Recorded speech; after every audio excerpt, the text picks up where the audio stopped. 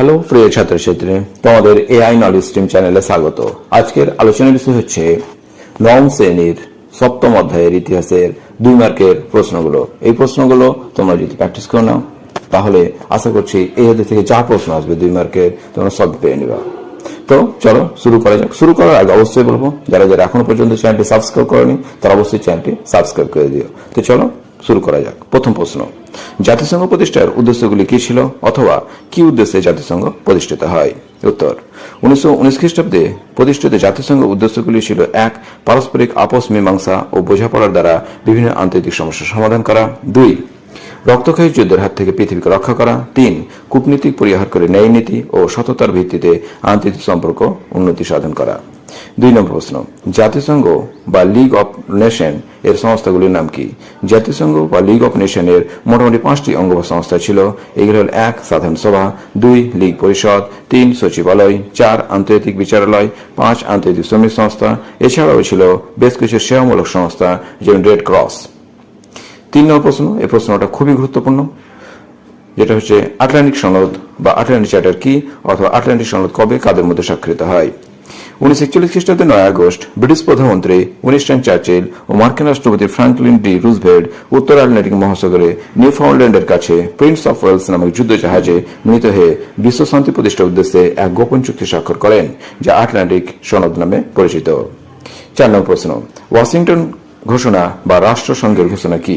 1942 খ্রিস্টাব্দে জানুয়ারি মাসে মার্কিন যুক্তরাষ্ট্র, ইংল্যান্ড, চীন, সোভিয়েত রাশিয়া প্রভৃতি 26টি দেশের প্রতিনিধিরা আমেরিকান ওয়াশিংটনে মিলিত হয়ে জাতিপুঞ্জ গঠন সম্পর্কে একটি ঘোষণাপত্র প্রকাশ করেন, যা ওয়াশিংটন ঘোষণাপত্র বা রাষ্ট্রসংঘের ঘোষণাপত্র নামে পরিচিত।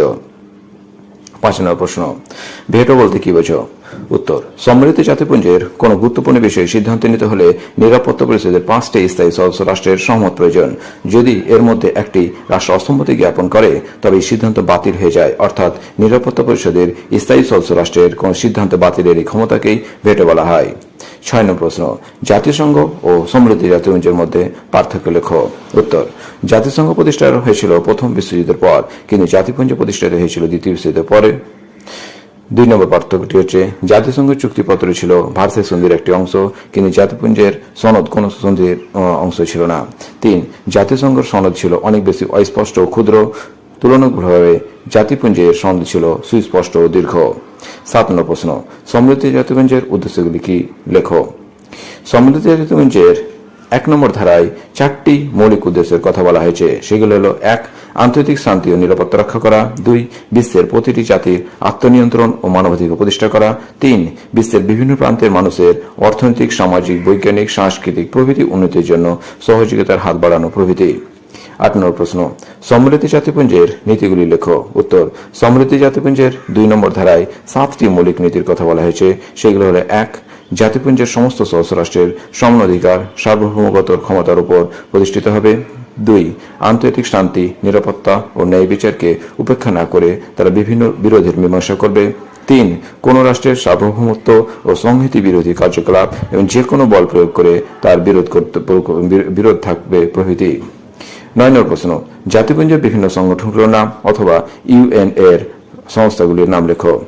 উত্তর, সম্মিলিত জাতিপুঞ্জের 7 নম্বর ধারায় মোট 6টি সংগঠনের কথা বলা হয়েছে।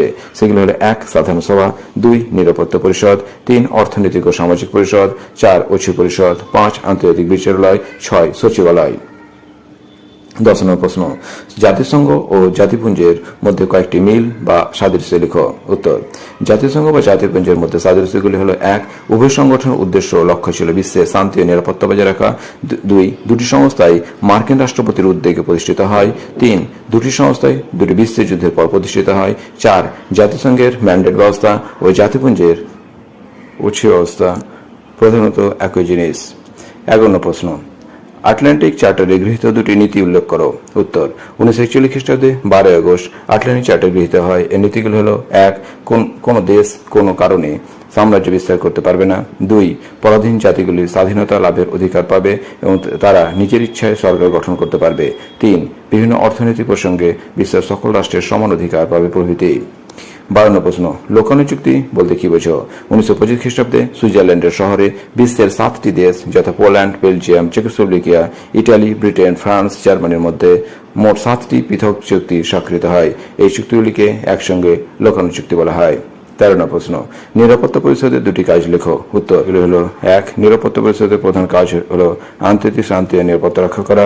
2. নিরাপত্তা পরিষদের যে কোনো বিষয়ে তদন্ত, বিচার ও শাস্তিমূলক ব্যবস্থা গ্রহণ করে। 3. সামরিক দিক থেকে গুরুত্বপূর্ণ ওছি এলাকায় প্রয়োজনীয় দায়িত্ব পালন। 4. নিরস্ত্রীকরণ ও সমাজ সংশোধন প্রভৃতি কাজ নিরাপত্তা পরিষদ করে। সুতরাং এই ছিল আলোচনা।